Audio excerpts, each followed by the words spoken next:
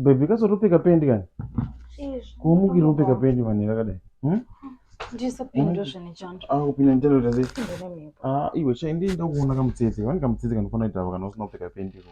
Kamutsetse kani kakapinda. Murume wese chaanda kuona mukadzi wakadaro. Ndinofana ndakagara papedhi apo uchigadzira ndichiyeverwa nebackground. Umukira kupfeka pendi umhanyire usiku huno. Saka ndichibika ndinopfeka naye. Zvibasa rechi handikubikira munhu wako. Ndinyatsoona apa pane laini riri ipapo. Unoona kalaini kemusana rinoramba richidzika laini iroro.